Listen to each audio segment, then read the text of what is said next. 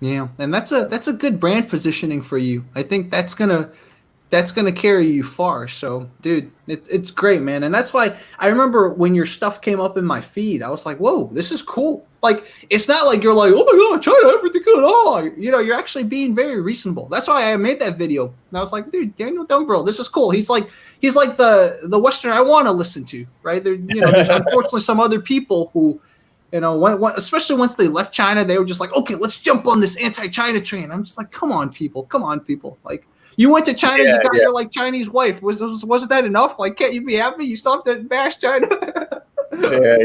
Yeah. There's some people who really go real hard in the other direction, isn't it? Yeah. Like, they spend a few years here and then they go back and then they make a career out of bashing China. And the interesting thing is for me for that is that making a career out of bashing China seems to be pretty lucrative. You get really good easy subscriber growth.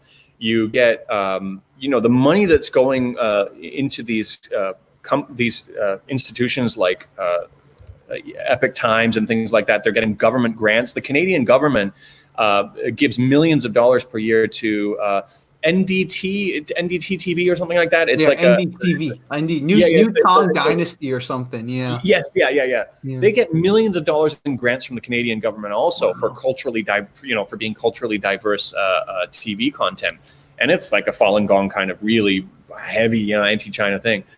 It's the pro-China accounts that's not a monetizable thing. That's not something you can, I even had, so I've been putting a lot more time into my channel. And after a certain point, after a certain number of hours, you do consider, says, okay, if I want to keep doing this, is there a way to kind of make it more sustainable? And so I played around with some different things. Like I did an interview with my buddies and I put a QR code for a bottle of wine, the bottle of wine that we were drinking. And it was okay. It worked out okay, but it's only for in China. But for brand sponsorships and stuff like that, if there was like, and I did speak to, they found me. It was a Chinese brand who said they want like a social media influencer to just introduce their product and talk about it a little bit more. And would I be interested? And I said, well, as long as I was really transparent about it with my viewers and depending on what the product is, if it's something I believe in. And then they went back and they looked at more of my content and they're like, oh, no, I'm a little bit too edgy. And that's fine. It's like, because I talk about politics, I talk about correcting people's misconceptions about their ideas about how governments work and things like that. So it's not something that's ever going to be highly marketable. So when you say success, when you say it's a good brand, it's a good success for slowly growing the channel of people who are open-minded enough to listen to a different perspective. That's how I'll measure success. And in that regard, I do hope I find success in that sense. Mm-hmm. That's so interesting. By the way, did you check the monetization of this live chat on your account? Are you able to monetize it? Because like when this went live on my account, I was demonetized immediately. It's pretty funny. This probably is going to be the same, but I don't think there's much of a monetization ability on the live stream because it's just live other than the super chats. I mean, they do put ads at the beginning, I think, but I'm not sure. There's a couple, speaking of super chats, though, there are a couple more that just came in. So Costello says, sorry if I missed it, but have you discussed Jimmy Dore's interview with the pro-Chinese guy? Forgot his name. No, I didn't realize he did that. I saw Jimmy Dore's interview with, what's his name? He's a really anti-China guy, and he had some really weird takes. He was calling Han Chinese having a superiority, Han supremacists. He called them Han supremacists who want to take over the world. Han supremacists. Wow. Yeah. And it was the most bizarre thing ever. And I retweeted. I tweeted a cutout from his video, and he saw it, and then he blocked me instantly on Twitter.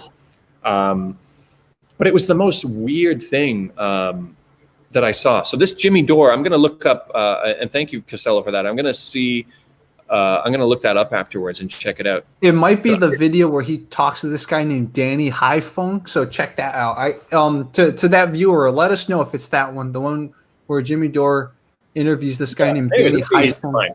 Yeah, we'll look it up after. That'll be pretty good. But I guess your content, though, you haven't. because you haven't really been living in China. You know, actually, the thing is even if you were living in China for a long time and you had an understanding of the situation in China, you know what? Going live and breaking apart some of the anti-China propaganda and talking against it, it's not gonna win you a lot of fans, especially if you're trying to operate in the U.S. and you're trying to find jobs as an actor and stuff like that. You look at like what's her name, the actress who played Mulan, right? You know, she just tweeted something supporting the Hong Kong protests and she got blasted. Everybody wanted to boycott the movie and stuff like that. There's certain things you're not allowed to talk about. The American public makes sure that they keep everybody in line in terms of self-censorship. You know, you look at who was the basketball player again, who they were really pushing? I can't believe his name. He's one of the most famous basketball players there are. You remember, like there was the Hong Kong topic. It was almost like McCarthyism all over again. Like the media was like interviewing all these NBA stars to make sure that they didn't support the Chinese Communist Party or the Hong Kong police, and that they had the right answers about the Hong Kong protests.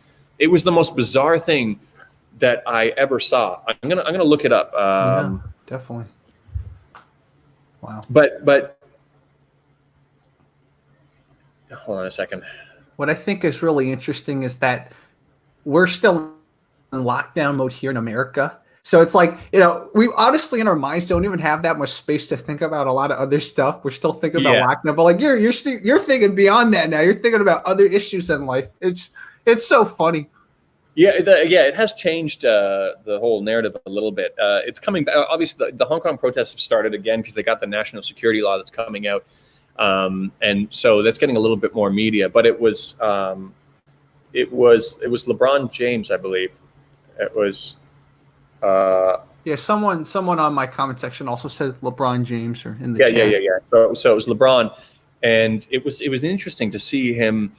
All he said, he didn't say he supported CCP. He didn't say he supported the Hong Kong police. He just said, I think we don't have enough information, which is the understatement of a century, like based on the information that was getting, and people blasted him there. They said, oh, he's, it was a completely unacceptable answer. And, you know, it's like one of his teammates said something too, which was interesting. They said that this is an interesting phenomenon. It's like when basketball players are talking about politics, like back when they came out, I think some of them were supporting Hillary Clinton or something like that. People just tell them, shut up and dribble. You know, you're sports players, not supposed to be involved in politics. Now, all of a sudden, not only are they supposed to be involved in politics, but they're supposed to have the right answer according to the person who's asking the question. They're not really asking the question genuinely curious about their answer. They're asking the question to make sure that they have the right answer. And that's like the Red Scare. That's like McCarthyism all over again. And it's why, like, Bill Clinton, on his last day of presidency, that was the only time he finally said that maybe Americans need to get used to the idea that they're not going to be the only global superpower anymore, because obviously China was rising and stuff like that. But he wouldn't dare say that during his presidency. That's like political suicide to say something like that, to admit that there's another rising power that might challenge the U.S. So it's just interesting that there's certain things that you're actually not allowed to talk about or say in the U.S. Well, you can say it, but there'll be consequences. Yeah, there'll definitely be consequences. A very interesting flip side is, especially in the entertainment circle, if you're too right of center. So if you're too conservative, you will also have problems. You know, unless you're Clint Eastwood or you're Bruce Willis, where you're already established, then you can be like, yeah, I support Trump. You know, but if you are not established, just pretend you're really liberal, pretend you're really left. It's so interesting. So it's like you can't be too like pro-China, but you also can't be too like right. You know, can't be too Second Amendment. You can't be too about constitutionalism so it's so interesting. It's like you have to fit into this one little mold, at least in the entertainment industry. You know, that's interesting that maybe that's why when you get people who support Trump or who support a certain side, like if you're going to support Trump, you got to go all in, and you can't have any sense of reluctance. Like you've got to be a big personality and put yourself out there. You can't just be an ordinary actor or a guy who says, you know, I think Trump might have a point on this. It's almost like you got to be ready to fight, and you got to say, no, you know what? I support Trump all the way, and F you if you want to challenge me. Like, you got to be this loud personality, or you got to be this bold, like Clint. You have to be Clint Eastwood, basically, Yeah. to be a Trump supporter. And it seems like it feeds into creating these divides. You've got to be It's unfortunate. It really is. If you have to, like you said, if you want to be conservative, you have to be like so conservative. You have to like Trump does no wrong type of conservative. And then, if you're anyone that's open-minded, it's really hard. It's just really hard. I try to be open-minded. Again, some people can say, no, Jerry's not open-minded, blah, blah, blah. But I try to be open-minded. I just find it so hard. That's why, in general, when people try to talk politics with me, I just tend to be like, okay, whatever. I listen to you. Cool. Yeah. I don't want to, because if you like try to play devil's advocate, you'll get criticized. But if you try to state your own views, you get criticized. You're just like, whatever. Politics stays away from me. Yeah, that's probably like, because at the end of the day, like, if you really ask your question, you got to ask yourself the question: what's the point? Like, there's nothing good that's going to come out of the conversation. But what you were saying about you got to be like full on support. I remember I'm trying to look for the tweet. I retweeted because Ben Shapiro is a smart guy. Yeah, he's super smart, and he talks at like 60 miles per hour too. Yeah. He is. And so you would think, and he's praised himself for being able to call out his own side, but there were some recent tweets of his where, like, when Bill Clinton, when Trump was talking about like bleach and stuff like that, and people started saying this is really irresponsible for the president to be talking about experimental bleach therapies and stuff like that. And he came out defending him in the most weird way, like, oh, you shouldn't have taken him so literal, or all this stuff, like really defending him.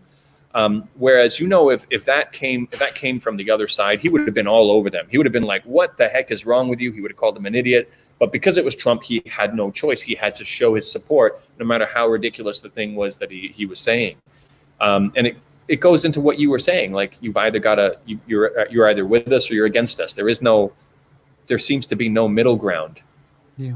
And it's election season, and unfortunately a lot of ads, right? It's all about eyeballs, right? If there's eyeballs to whatever news platform, if there's eyeballs to whatever news app, they can sell more ads. So there's an incentive, unfortunately, during election season to sell the type of news that divides people in a democracy even more. It's like the weirdest thing. It's like what do you call it? Like a capitalism or a crony capitalism failure that it messes up democracy. Because in election season, you started seeing this in 2016, but you're seeing the same thing again. This election season, just people get more and more into their own echo chambers because the ads they're being served by all these platforms are targeting them based on their political beliefs. So all they're seeing, all the news, all the discussion in their feeds, it's only what they want to see. So it's like to sell them more ads, to get them to stay on the platform longer, they're only seeing what they want to see. So yeah, it's scary how the algorithms work. It reminds me of a talk that one guy did. I can't remember his name now. He's an African-American guy, and he wanted to venture into the world of, the alt-right to understand these people better, understand their perspectives better. Oh, I remember that talk. It's a TED Talk. Yes. Yeah. And he couldn't do it under his own profile because his own profile knows who he is. They're like, no, we're not going to show you this stuff. And he had to create an alternate identity to actually go into the deep alt-right and find out about these people. And it was interesting that he even had to make racist comments against black people himself to get the algorithms on his side, to get way over there, and he was successful. He did it. He got under that side and started to get to know the people and even kind of liked some of them on a personal level, just realizing they're ordinary people also. But that's how much effort it took to see anything from the other side. Yes. And so, under our normal profiles, without trying to actively do the same thing, we're just fed what we want to hear. And it's kind of scary, the results. And we're fed what we want to hear, and we're fed an agenda. So if we don't have a decision yet, we don't have kind of a leaning yet, we're fed whatever agenda that the platform wants to sell us. Yeah, that's right. And there are a few things that come across that are obviously bipartisan, so the China hatred thing is pretty bipartisan. Now it's a competition. It seems like sometimes the competition between Trump and Biden is just like, who's going to hate China more, which is like the weirdest thing to run on. But everything else, the society is so divided on. But so maybe that's the one advantage for China. China is bringing American society together so that they can, jointly like find a common enemy or something. Yeah. I mean, it's what happened with obviously the Iraq War and stuff like that. After 9/11, everybody became really unified. It was a terrible thing that happened, but you even had like left-wing guys like what's his name? What's the shock jock, the original radio guy in New York? I can't believe I forgot his name. Howard Stern. Howard Stern. Yeah. Howard Stern. Yeah, I mean, even Howard Stern, after it happened, he says, we got to go over there. We got to bomb the shit out of them. We got to pave over them and steal their oil. And this is like, from left to right, it was like everybody was unified. And maybe that's true for every society, is that, you need to create a common enemy to really become unified. Mm-hmm. And I got to tell you, you kind of see the same kind of a thing happening in China also, because I had a lot of friends here who worked and studied overseas, and they really respected, they're Chinese mainlanders, they really respected Western democracy and how the systems work overseas. Mm-hmm. And the first hit was the Hong Kong protests. When they saw the way the Hong Kong protests were done and how the Western news was reporting on it on such a really dishonest way, they started kind of saying, you know what, maybe our system here is a little bit better. And then the next one was the handling of this virus. When they look at how the virus is being handled overseas versus here, they did what they had to do. There were lockdowns. It's like, no, you can't go out and protest and say, I have the right to, hang out with friends without a mask on in the middle of a pandemic. To each their own, but people here appreciated that that's what was done, and appreciate that the results now is that our kids are going back to school and our businesses are open. We did what we had to do. It was really hard for that short period of time. But for China, the common enemy right now, at least the feeling I get on the ground from mainland Chinese, is Western propaganda, Western blaming, Western kind of villainizing of China. It's kind of brought the people here together a little bit more. Where it's like, we got to really stick together when we're being attacked this much. So maybe that's a natural phenomena everywhere, is you need a common enemy to really unify in that kind of a way. It's unfortunate that it works out that way, and it's unfortunate the way that it's being played, but maybe that's just what it is. And I can think of, before all this, right, it was common to always remind people, remember Japanese people, World War II? And, it's common to do that to kind of get people to stand together. And like you talk to Koreans, right? South Koreans will tell you that for a long time in South Korea, whenever they needed people to because South Korea, they're a democracy, right? When they need people to stop bickering with each other, be like, hey, remember up north? Remember North Korea? It's always good to find something common that people can fear and work against. So it's human nature. Yeah, they've literally got this cloud hovering above their head that reminds them, we got to stick together, guys. Yeah, exactly. Man. Man, super interesting. It's funny you mentioned the whole lockdown stuff, right? Because the thing is, I think a lot of people in America, the people that thought about this, they realize, okay, you either do it two ways, right? You either respect everyone's freedom, respect everyone's liberty, just let herd immunity build, and then unfortunately some people die, right? There's that way, or you really lock down. You can't have it. You can't do a middle ground. And at least in LA, that first week during the lockdown, it was almost like a middle ground. Like they announced the lockdown, and then we all stayed home, and then I went out for a run because I needed to get some exercise. But besides that, I stayed home, right? And then when I was going out for a run in the park, man, just young people sitting there picnicking, chatting, doing yoga. It was like 人山人海, that expression? It's like what you would imagine a Chinese park to be. That's what the parks were like during the lockdown, the first week.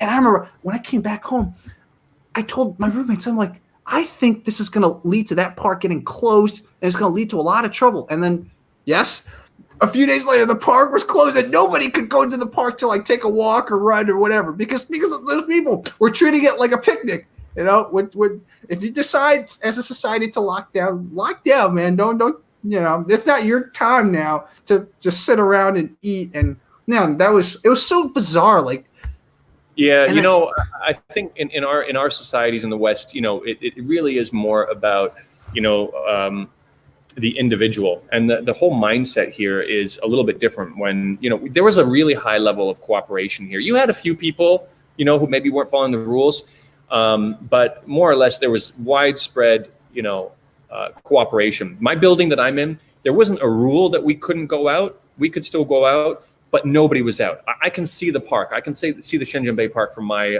apartment. Nobody was going out. They could if they wanted to. Nobody's going to stop them. But they had maximum cooperation, because you got to realize. I think you got to realize is when you're living in a society, you're not living on your own remote island somewhere. You're not living on a farm by yourself somewhere. You're living in a society. You got to consider the people around you. And in terms of that, more of a harmonious kind of a mindset, I think it's so much more easy to accomplish here, where people don't have this idea of, you know, the most important thing is individual liberties.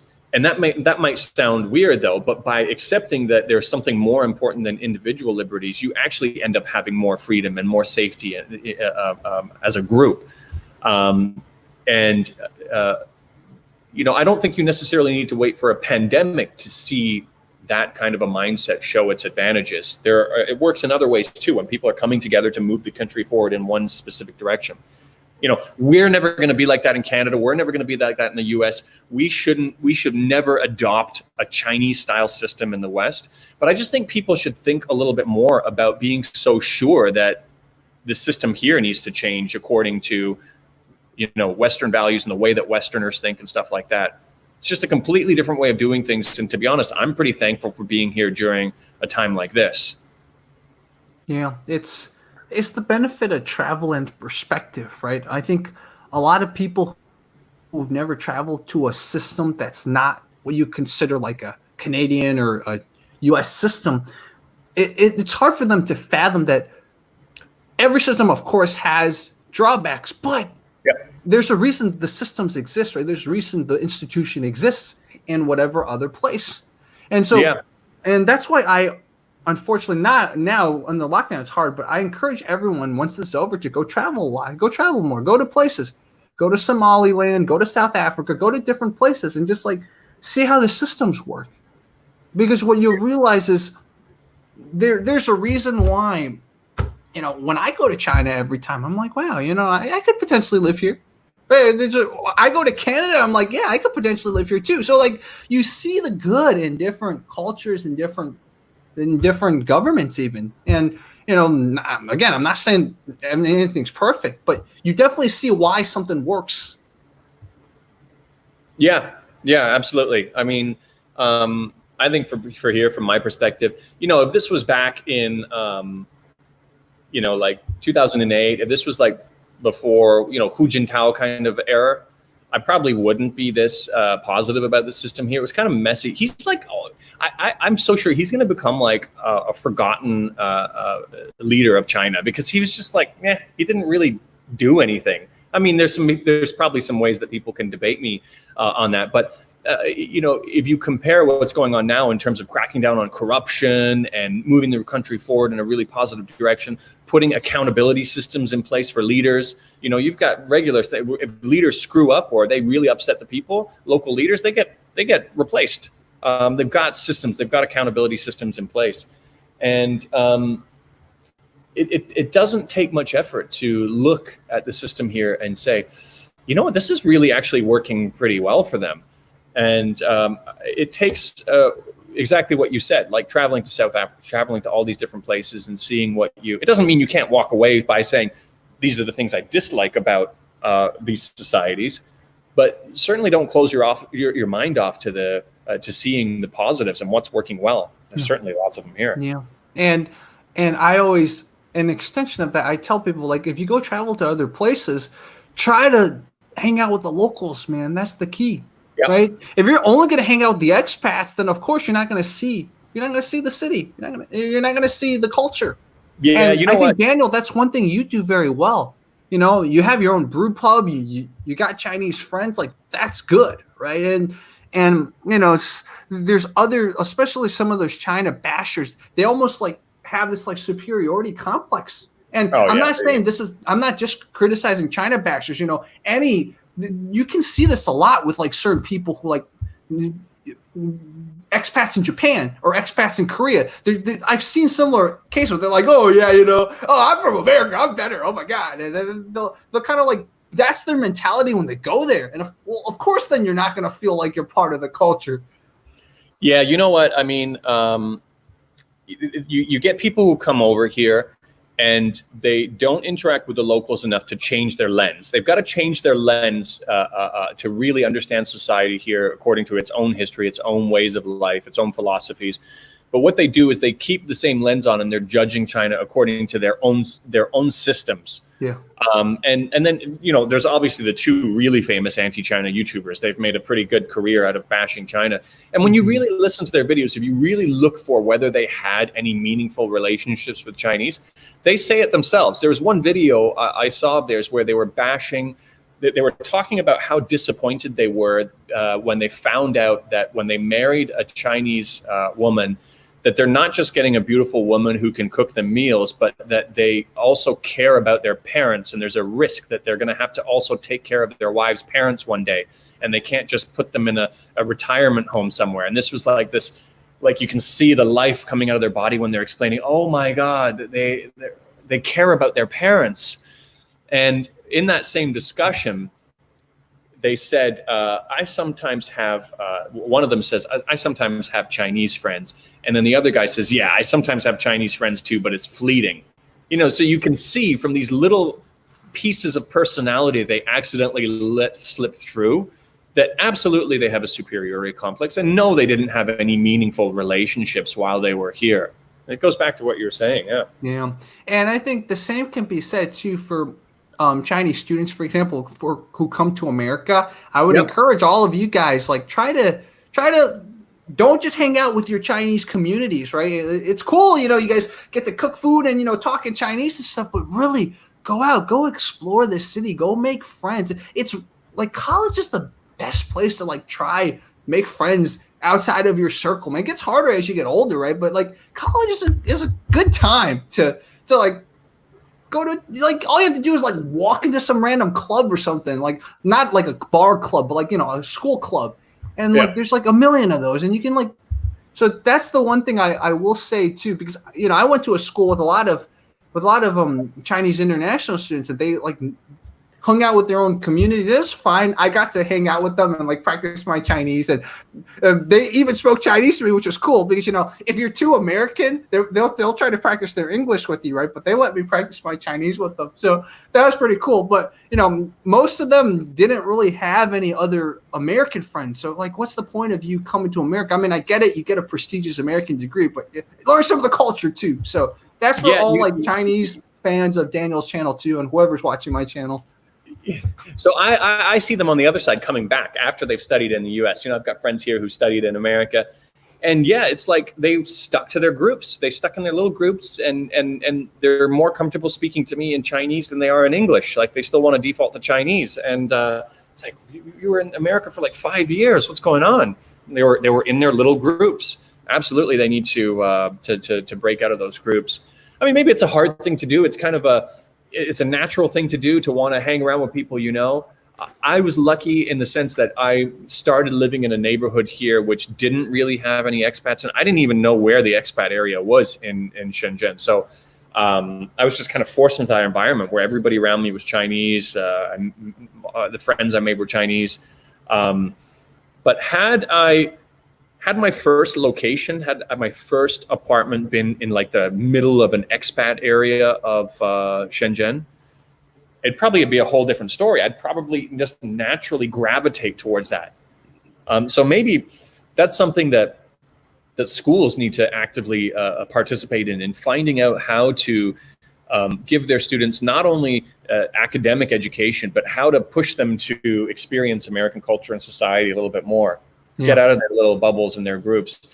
Actually, there's a Shenzhen expat service center here who asked me for some advice about how to engage the foreign community a little bit more, because especially after that whole thing where some foreigners were being discriminated against and they couldn't get into hotels, the government was really on top of it. So the expat service center, they came out to me. They know I own a bar. They know I know a lot of people. And they said, what can we do? How can we repair this? How can we make foreigners feel a little bit more welcome? Which is amazing to begin with. Like, to have a government, do this, care about their expat or foreign population this much is amazing to begin with. They were asking about helping them out with services, like if they needed to go to the hospital, like having somebody who can go with them, or having a special line for them or something. I said, no, don't do that.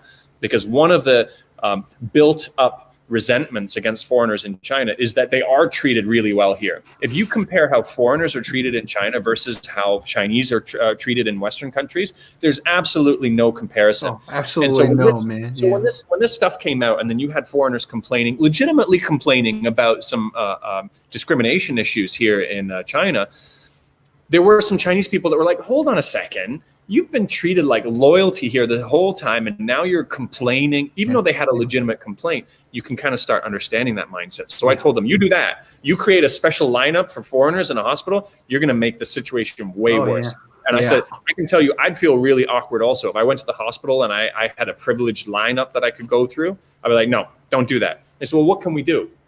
I said, organize events and stuff like that. I said, I gave them an example of like a garbage cleanup event, like going to the beach and cleaning up some garbage, something like that.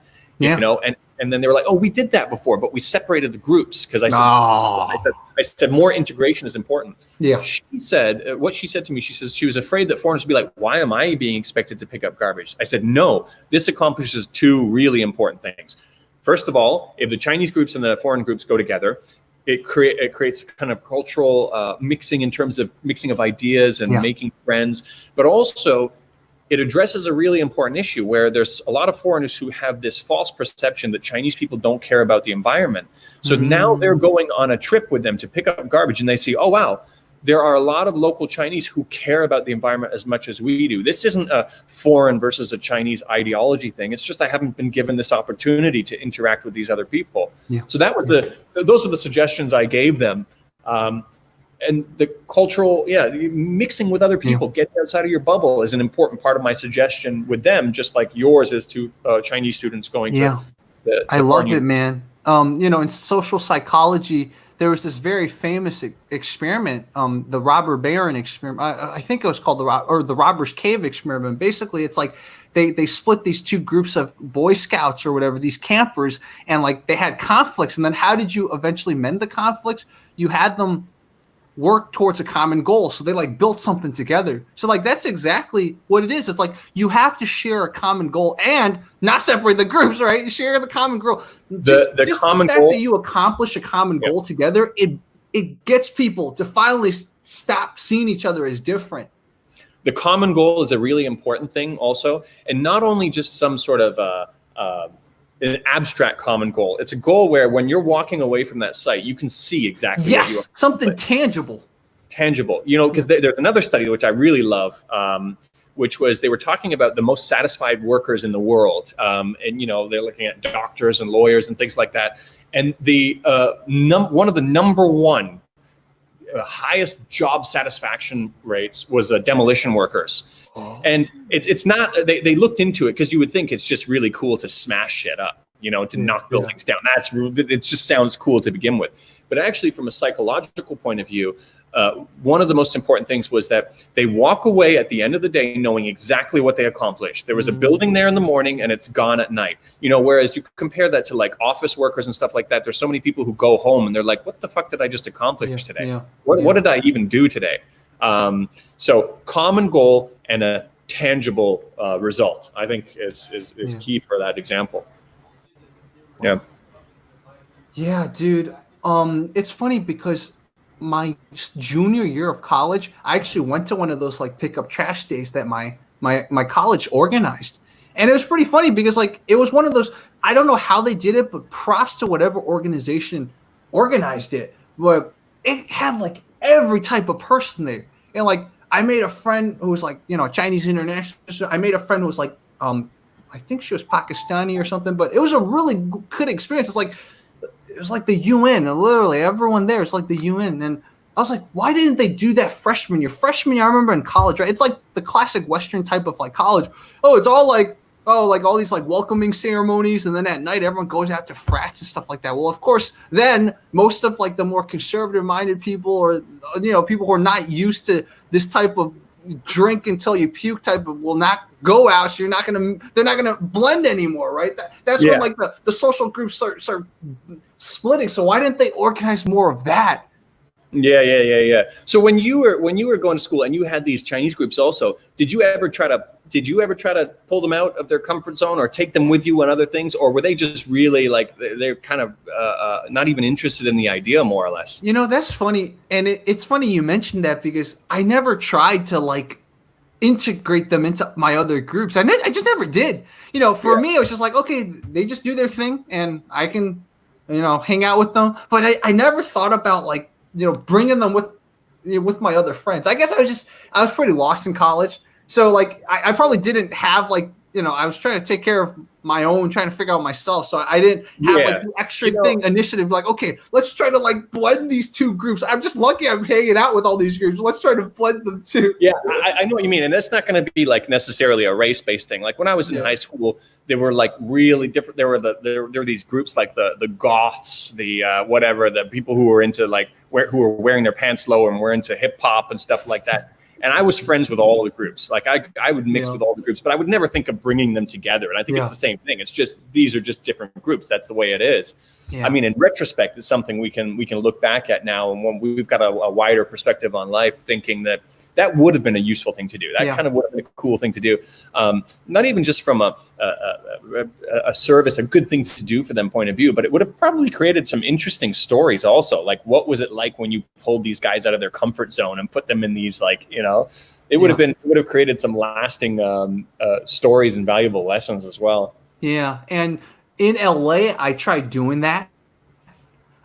With very mixed success, because the problem is most of the time one or most of the groups won't show up. So you'll only show up, like, it's only one group will show up, right? They'll be like, who's coming? I'm like, oh, these people, I'll introduce you to them. And then it's like, they'll flake. But that could just be an LA thing. It might be better able to be accomplished in other cities. LA's got just a special place. It's a flaky, superficial place. But, I've done stuff where I remember I love playing cards. I love board games, right? I'm from Southwest China, so we play a lot. Sichuan, we love to play.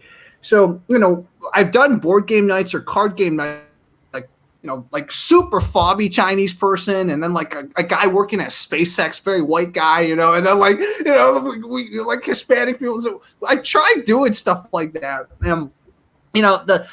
This is the. I will be honest. Sometimes when groups are too diverse, it becomes a little tiring too, especially for the organizer. So you need a bunch of lieutenants to help you, and unfortunately, that's the thing when you organize, right? You can't expect too many people to step it up. Yeah. I guess really for it to yield any positive results, the person themselves need to be open-minded enough about that, or to be seeking out such an experience to begin with. If you're really trying to pull somebody and say, hey, just give this a try, it's going to be pretty difficult. But if somebody's like, I got to get outside of my group a little bit, but I don't know how to do this, and I'm too even if they're a little bit too nervous to do it, then it's probably going to be a lot easier on somebody like you who says, yeah, okay, come along. Next weekend I got this thing going on or something like that. Yeah. But, yeah. And I think probably another way to really do it, which I didn't even think about, is how a lot of church groups have like service events. I think those would actually be even better. So like not centered around leisure, but centered around something like serving. So I think that's something I've never done, like a church service event, but I would be curious to go there to see like what type of people show up. And I would think probably you would get a lot of diversity in service events, especially if it's centered around some higher goal and something, serving the community and stuff like that. Yeah. It's some sort of a common goal, ideally something that's tangible. And then that's a really good way to get people to kind of not centered around play. That's what I always do. I center around play or something. Like if it's not centered around play, there's probably a higher likelihood of people showing up. Right. Yeah. Yeah, no, it's an important enough thing to think about. I mean, and figuring out. I think telling people about the importance for them to consider pulling themselves out of their little kind of comfort zone or their bubble, whatever it is really important too. Yeah, because that really is such a loss. When a Chinese student goes to the U.S. for 5 years, they're in their own little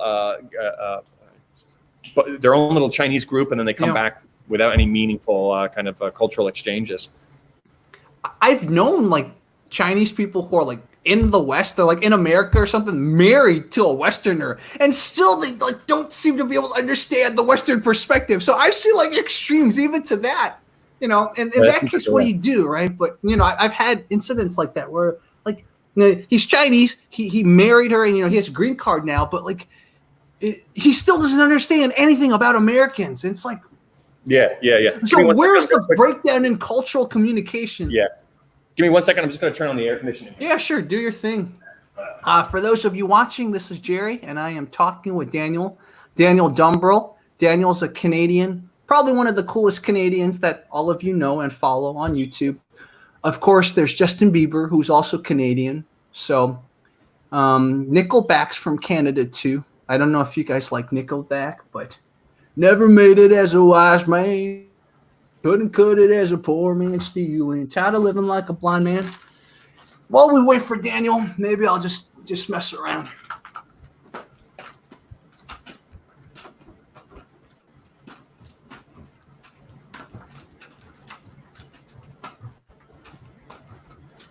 Oh, what do we got going on here? Nunchucks? And maybe what I'll do is, I was just entertaining them while you were gone, but I was gonna attempt to show off this. I'm still perfecting this.